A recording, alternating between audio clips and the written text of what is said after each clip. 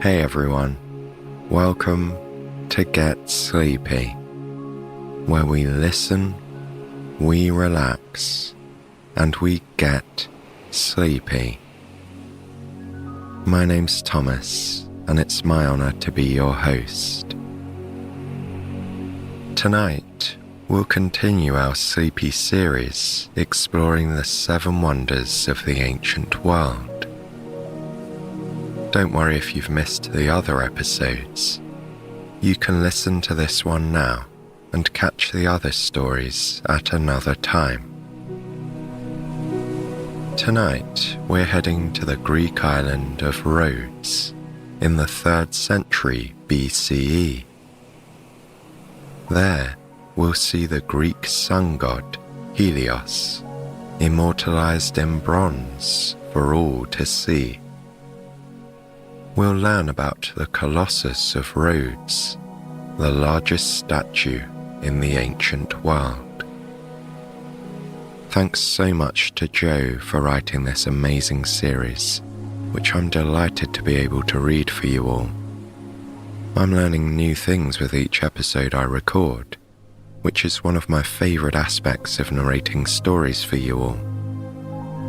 Not only is it a joy to help people all over the world sleep that bit better, and perhaps learn new things for yourselves, but so many of our stories feel like a really interesting lesson where I get to add little bits of information to my own bank of knowledge.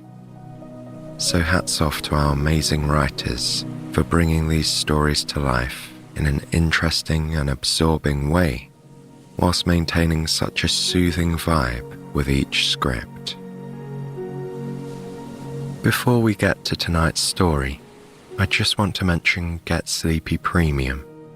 There are lots of great perks that make Get Sleepy Premium the best way to experience the show, like ad-free listening, access to our entire catalogue of stories, discount on merchandise, and maybe best of all, a brand new bonus episode every single Thursday.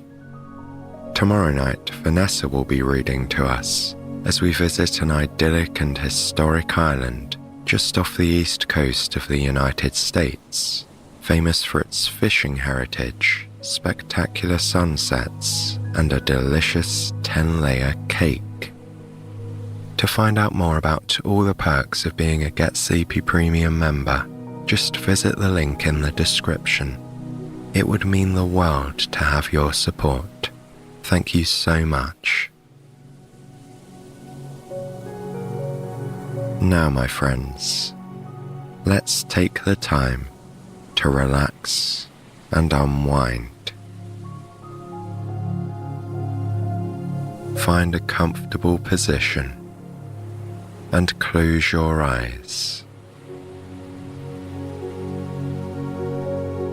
I'd like you to bring awareness to your natural breath, observing the rhythm and sensations of the inhale and exhale. We'll stay with the breath for a couple of minutes, and I invite you to bring curiosity to this practice.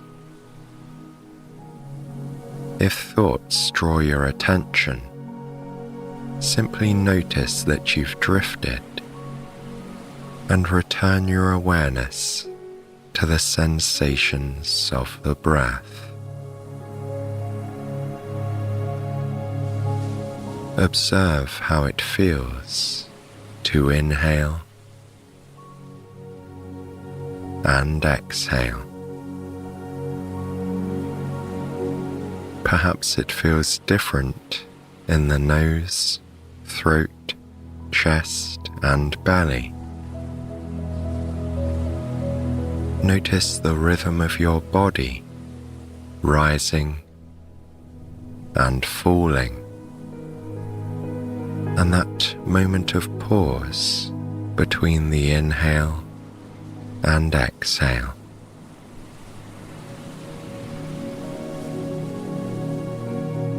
The breath can provide a sanctuary within the body,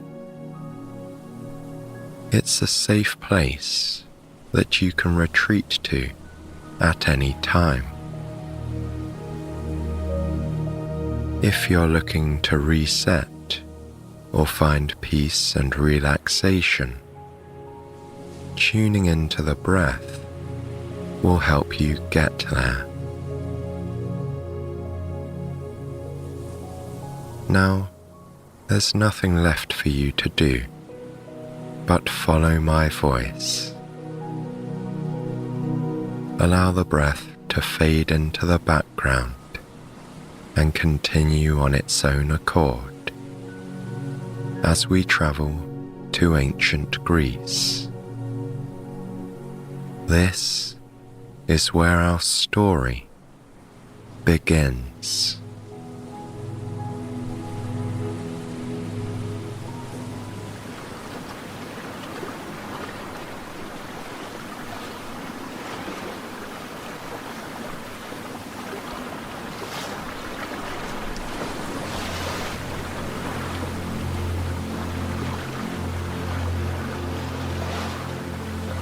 Picture yourself aboard a great wooden ship.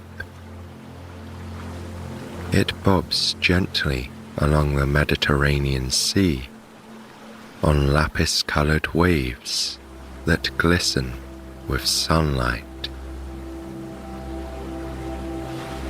You are seated within the ship's inner compartment, gazing out across endless, frothy waves. The boat's 3 sails flap in the wind above you. Below, you hear the oarsmen paddling in unison. The breeze whistles outside. It sounds as if the sea was speaking in whispers. The salty air flows in through the window openings. It's cool and refreshing for passengers in the cabin. You are one of many travelers bound for Rhodes, the capital city on the island of the same name. To the Greeks, it's the home of the sun god Helios. It's named after his wife, the nymph Rhodos. This island of the sun is wealthy and powerful, due in large part to where it's located. It's roughly equidistant from the island of Crete and the southeast Greek mainland, and just miles away from what will later be known as Turkey.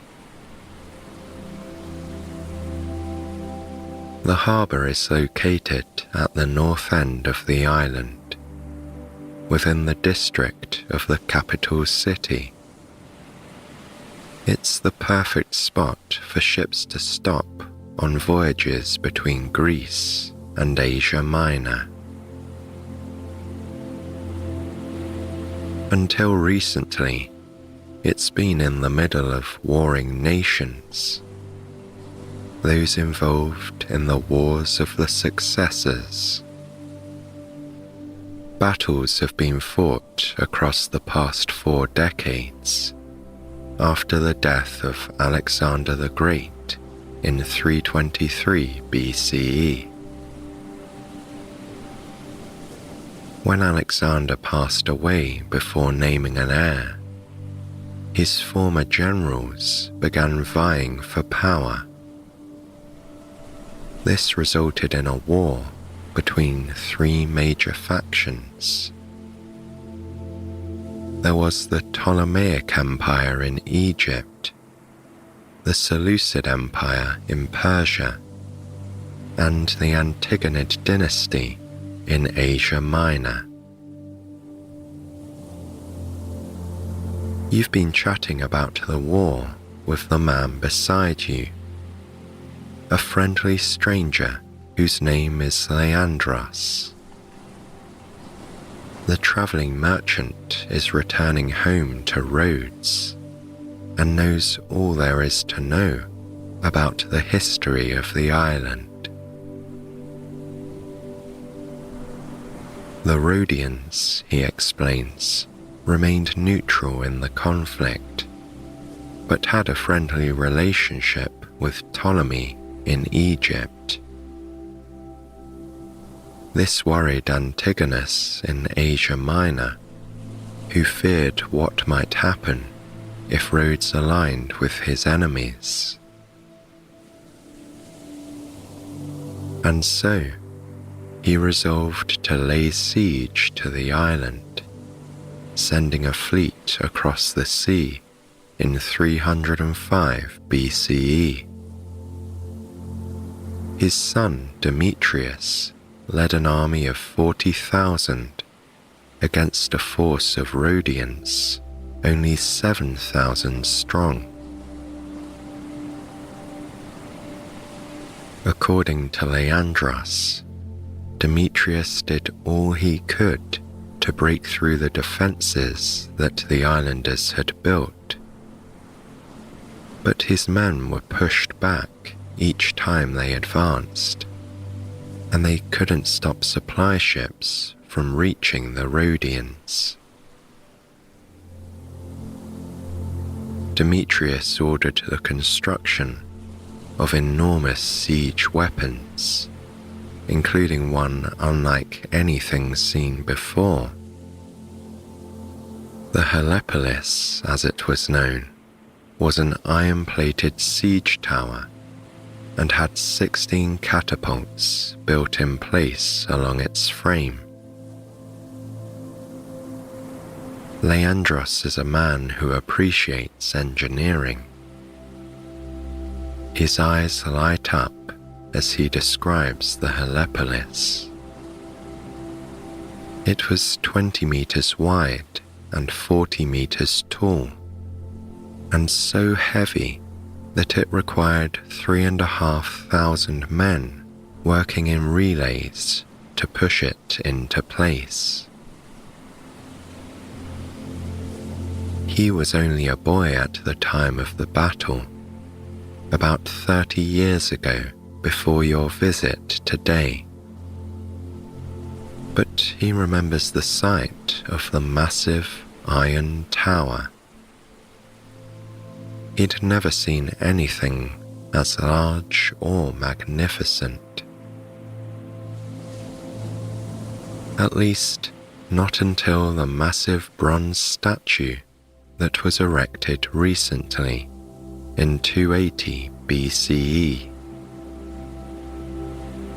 The sun god Helios stands on a hill near the harbour. It's the tallest statue in the entire ancient world. As if by magic, you catch sight of it at the very moment Leandros mentions Helios's name. Your vessel skirts the coastline en route to the harbour, passing by the grassy hill bearing the massive sun god. Helios looks strong and powerful. He wears only a toga draped around his waist. He gathers the material in one hand, raising the other above his face, as if he's shielding his eyes from the glare of sunlight. On his head, he wears a solar crown. Spikes point outwards like rays of sunlight. In the light of day, his bronze surface twinkles, making him even more ethereal and godlike.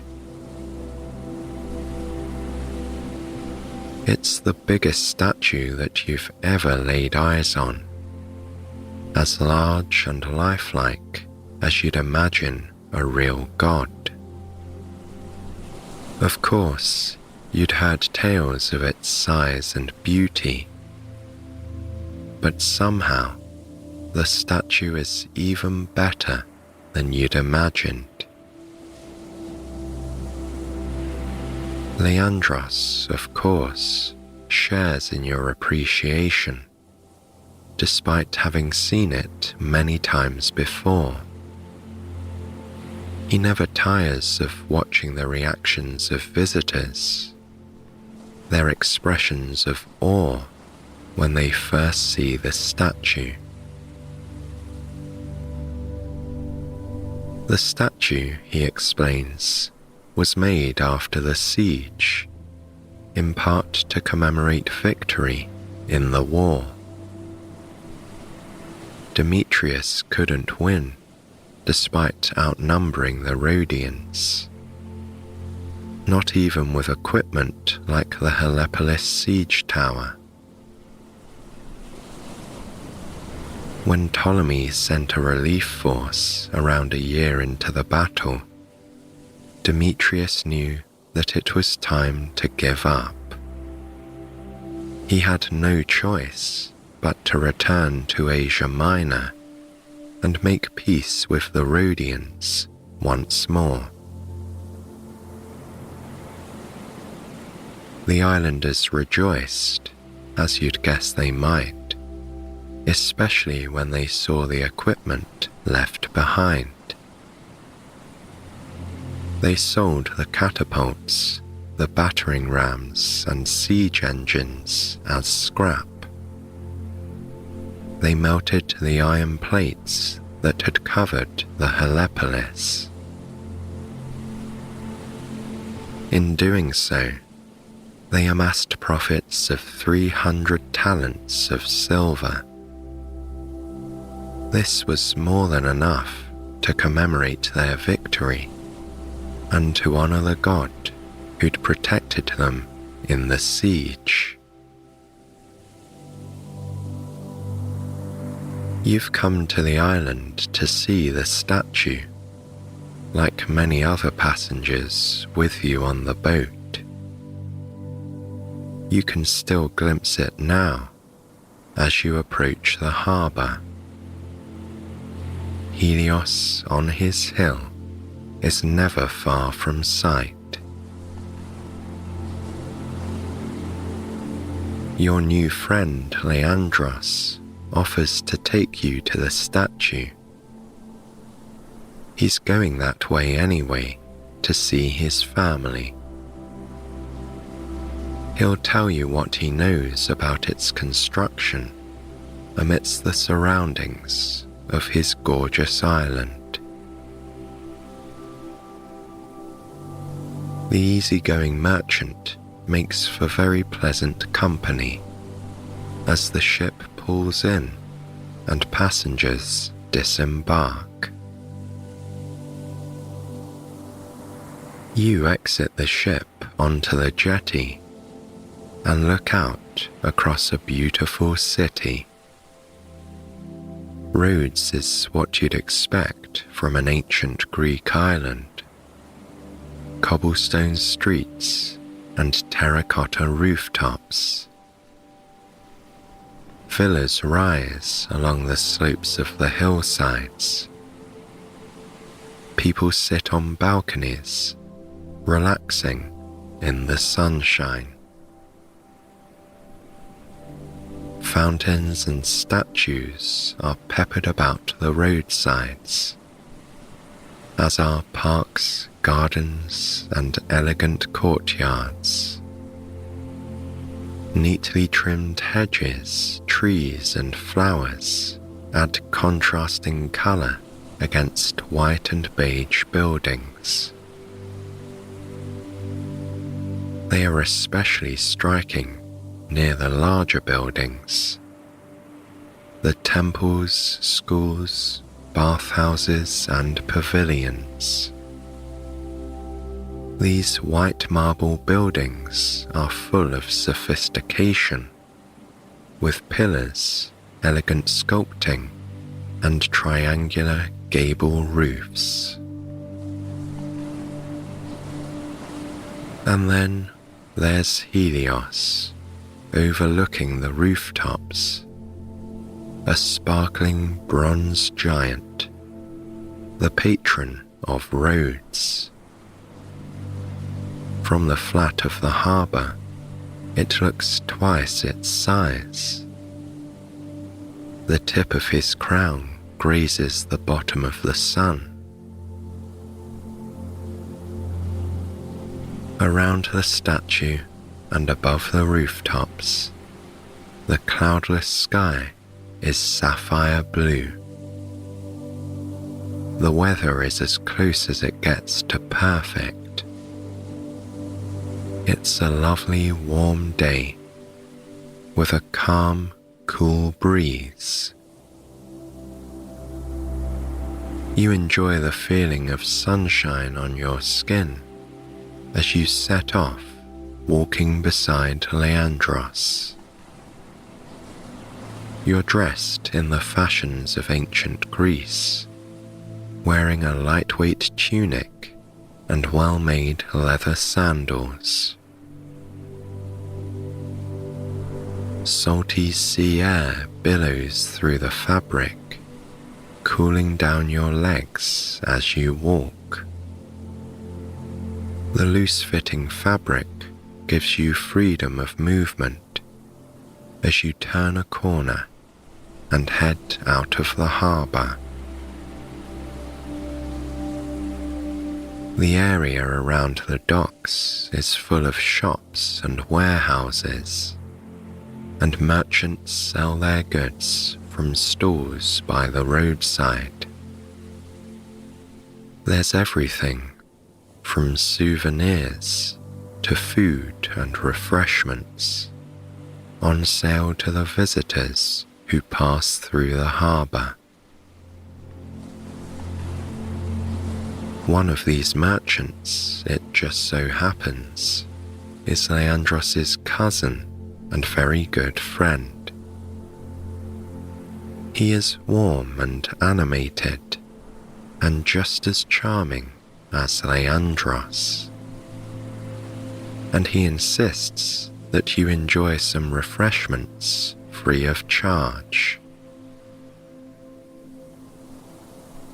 You stand with Leandros at a tall round table, sipping from a goblet and munching on cake. The cake is made with layers of thin pastry, with walnuts, almonds, and honey in between. It's just what you needed after your time at sea. A tasty, sweet treat to revive your senses. You thank Leandros's cousin for his kindness to a stranger. Now you have the energy to walk up the hill. You set off once again with Leandros by your side, strolling upwards along the cobblestone street. You pass all kinds of buildings, from great temples to small villas, as well as flowers in planters and elegant marble fountains. The streets are busy with an eclectic mix of people, from travellers and locals to priests and politicians. Though as you listen to Leandros, they all fade away. He speaks with such passion that you hang on every word. The Colossus of Rhodes was built by Chares of Lindos, considered at the time to be the best sculptor on the island. He'd come personally recommended by a man named Lysippos, who'd been the personal sculptor of Alexander the Great. In total, it took around 12 years to build, and Leandros saw it at different stages of construction. The first thing to go up was the marble pedestal, a 5-meter tall stage on the flattened grassy hilltop. A huge casting pit had to be built in order to make the bronze plates of the figure. These were attached to an iron framework that formed the inner skeleton on the marble stage. Stone blocks were placed inside the frame to support it as the Colossus grew taller. A substantial workforce was needed to heave them up along the ramps that were built around the statue. Leandros loved to watch the craftsmen at work, though he was often frustrated that he couldn't see the statue. The huge earthen ramp gave the workmen access, but it hid the Colossus from public view. Though admittedly, he says with a knowing smile, this did make for an exciting reveal. He'll never forget the day when the ramps were removed and the bronze sun god was finally on show. On its marble stage, positioned atop the hill, it was as tall as the Helepolis that he'd seen as a boy. Though the figure of Helios, protector of the island, was infinitely more attractive than the siege tower. There were huge celebrations alongside its unveiling, with music, dancing, poetry, and prayer. Offerings were placed in various temples and around the base of the statue on the hill. The sun god is a symbol of Rhodian pride, a showing of their wealth and the power of their will. It was built with the spoils of their victory in battle, when they defended their homeland against all odds.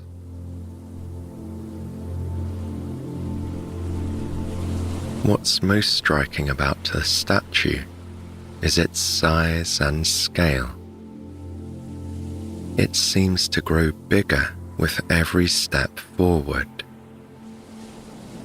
According to Leandros, it's about 70 cubits tall. That's over 30 meters, not including the stage.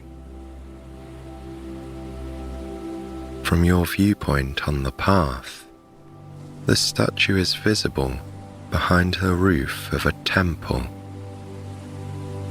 This in itself is a magnificent building, all gleaming white marble and sleek soaring columns. A building like this, so sophisticated and grand, would surely draw the eye wherever it was made. But dwarfed before the legs of the massive bronze statue, it somehow seems like a minor distraction. You can't help but stare with an expression of wonder, and this causes Leandros to smile and chuckle. The merchant's mood is light and giddy. He says he's always like this when he returns from his travels. Though That isn't to say that he's in any kind of hurry. He strolls at leisure, like a holidaymaker on the beach. His pace is in keeping with the vibe of the island, where the fastest walk is a gentle saunter. Your pace slows further as the hill becomes steeper. Yet, before you know it, you are turning a corner and walking the cobblestone path with the sun god at its end. The healing sea breeze is stronger up here, and you're thankful for the air that wafts through your clothes. You drink it in, feeling its coolness and basking in the scent of salt water in the air. There are other scents too, the aromas of nature. You smell something like pine trees and fresh, tangy grass. There are hints of ripe fruit, perhaps from an orchard, and the sweet, heady perfume of flowers in bloom. You take in the scents and the sensations of the breeze, the sun on your skin, the way your tunic gently flutters. Leandros must sense that you're enjoying the moment, because he stops speaking and lets you absorb your surroundings. Ordinary sounds are made special on the island. Footsteps on stone are like music to your ears. Thoughts fade away beneath the patter of sandals. Although you're moving, you feel very still and peaceful. The Mediterranean Sea is a constant presence, from the healing smell of salt water to the sound of the tide lapping against the coastline. Rolling waves provide the island's constant soundtrack. They ebb and flow in a never-ending loop. One might imagine that you'd tire of the water after days aboard a ship. But actually, you've found that the opposite is true. The rhythm of the waves has started to feel like home. And who could ever tire of the sight of the water? Lapis-coloured waves surround the island, shimmering gold beneath a veil of sunlight. Waves rise and fall in great frothy swells. They are ivory white against the dark blue water.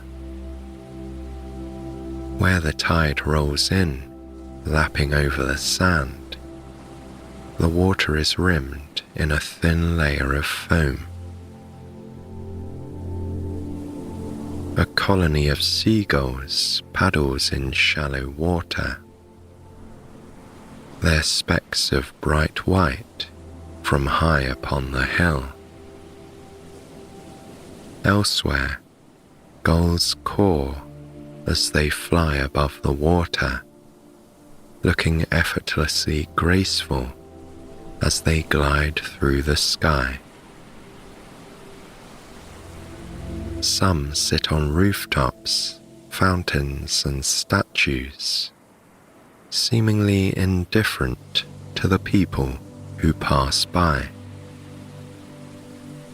One struts beside you on the cobblestone pathway, as if he's a tourist on their way to see the statue. And what a statue it is! The giant sun god. Helios grows taller with each and every step. Ahead of you are other visitors, men and women dwarfed by the giant figure. The statue is so large that it's changed the Greek language. The word Colossus was invented to describe this very statue. It's a word that will be used thousands of years later for any person or object of immense size or power. What's more, the Rhodians are also known as Colossians. Such is the impact of this enormous statue. It's changed the identity of the people on the island and the language they use to define themselves.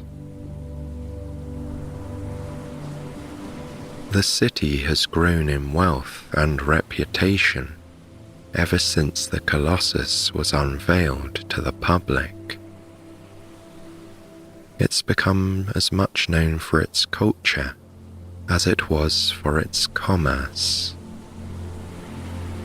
Schools have been erected around the city for science and philosophy, literature and rhetoric. Naturally, there's also a school of sculptors, whose students will become known for their talent and flair. They'll develop their own style of carving, known as Hellenistic Baroque, that is rich and dramatic. No doubt, many artists will be inspired by the statue, as well as the skill and ambition of Cares of Lindos. The giant bronze statue has changed the landscape of the island and altered the habits of the ancient Greeks. Until now, it's been far from common practice to travel for leisure and take sightseeing trips. But as word has spread about the huge bronze sun god, it has resulted in a form of early tourism. Those who can afford it have travelled to see it from distant realms far across the globe. Rhodes has benefited from an influx of wealthy explorers who've spent money on the island and bolstered the economy. Leandros has met some fascinating people here, even more than he's encountered on his travels as a merchant. It's been wonderful to learn more about foreign cultures and customs, to see tourists in unfamiliar fashions, to hear the music of far-flung places, and to taste exotic dishes in local eateries. Somehow, the island has seemed more colourful, more alive, ever since the statue was revealed to the public. Rhodes is thriving, like a flower in bloom. and Helios, the sun god, smiles down upon the people. This is what you're thinking as you approach the statue's base and gaze upwards, studying the great figure.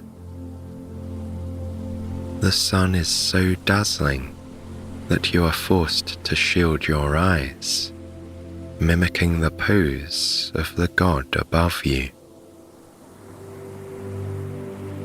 Leandros does the same as he stands beside you on the path, and you share a moment of unspoken admiration.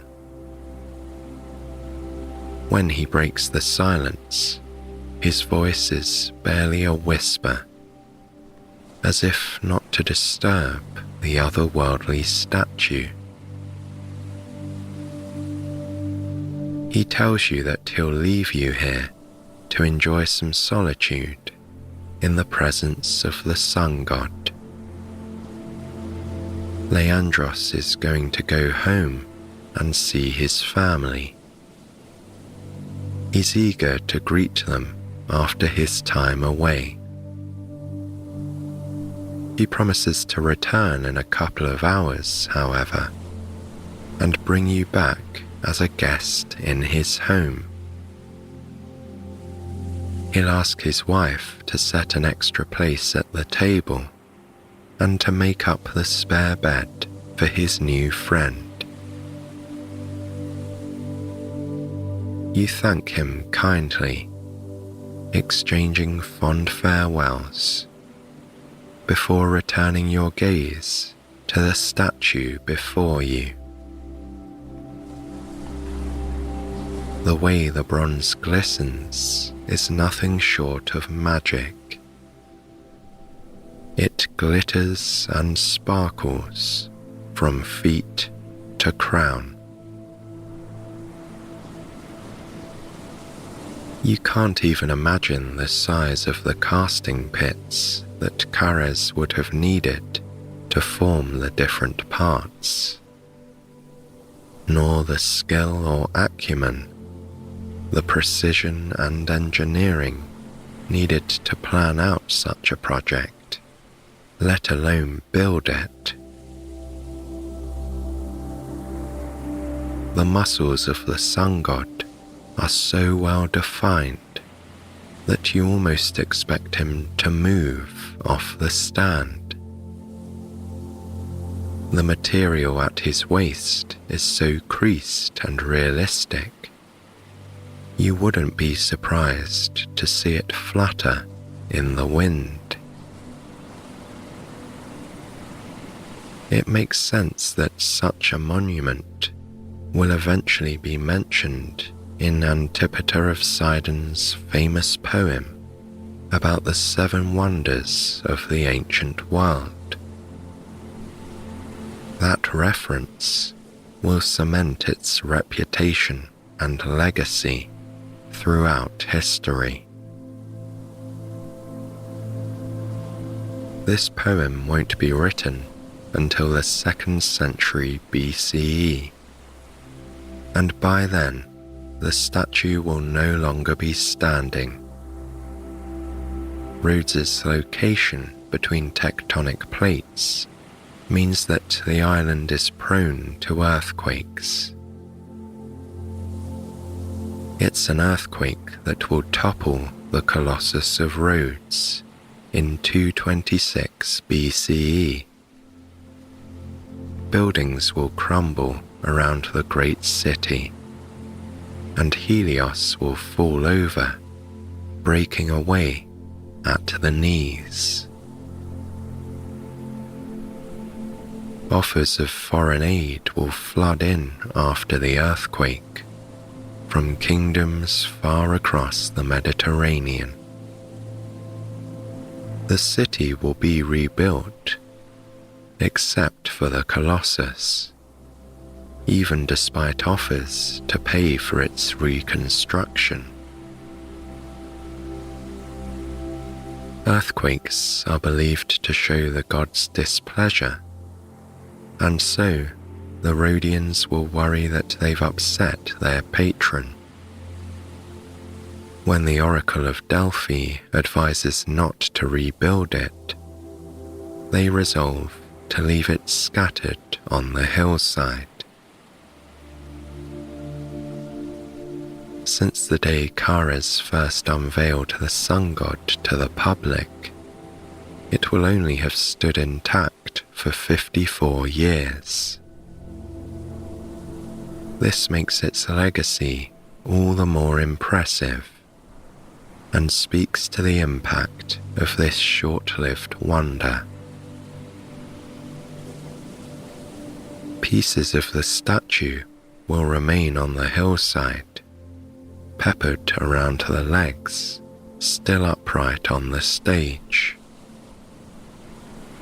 And here they will stay for 8 centuries, as much a tourist attraction as they ever were. Crowds of visitors will travel to the hillside and gaze in awe at the fallen sun god. They'll meander across the grass between massive bronze pieces, studying close up the details of the statue. Contemporary accounts describe the ruins, including fingers longer than most statues are tall. Tourists are in the habit of wrapping their arms around his thumb, though all struggle to reach around it entirely. This will continue across different periods of history throughout Greek civilization and far beyond. From 70 CE, Rhodes will be part of the Roman Empire, and under Byzantine rule a few hundred years later. The island will be occupied by the Umayyad Caliphate in 654 CE. Only then will the Colossus be melted and sold, like the leftover siege weapons used to finance its construction. What's truly remarkable about the Colossus of Rhodes is how its reputation will grow over millennia. So much so that by the 21st century, it will be difficult to separate fact from fiction. Contemporary accounts discuss the size of the statue, the materials used, and the process of construction. But none actually describe what Helios looked like, so the truth of the statue is shrouded in mystery. Historians have had to guess the specifics, and artists have been left to reimagine the sun god. Many of us are more familiar with the fictitious Colossus straddling pillars in the harbour, torch raised in the air. There's no evidence to support this version of the statue, but many believe it all the same. Some even imagine it to have acted like a lighthouse, illuminating the harbour with the light from its torch. In fact, it's the fantasy rather than reality that has inspired great works like the Statue of Liberty, a gift from France to the United States. It was erected in New York Harbor in 1886 Emma Lazarus, a contemporary writer, described the statue as the new Colossus. The toga-clad Libertas, Roman goddess of liberty, stands with her torch raised high above the harbour. Her head is capped with the solar crown, its outward-facing points like rays of sunlight. The way that we've seen the sun god today is as close as we can get to an accurate depiction.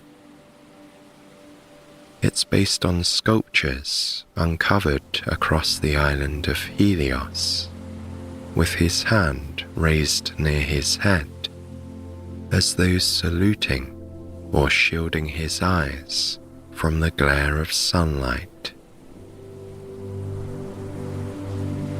Although many depictions show the statue in the harbour, evidence suggests that it was built on this hill. It's fortunate that it was, considering the earthquake. Otherwise, it might have fallen beneath the surface of the water.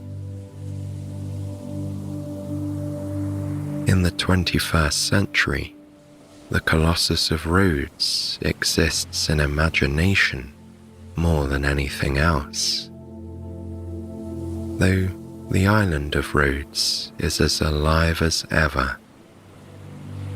It's one of Europe's most popular destinations. Tourists flock to sunbathe on its beaches, swimming and paddling in those lapis-coloured waves. They sample local dishes and bathe in natural hot springs. They absorb the easy pace of life on the island.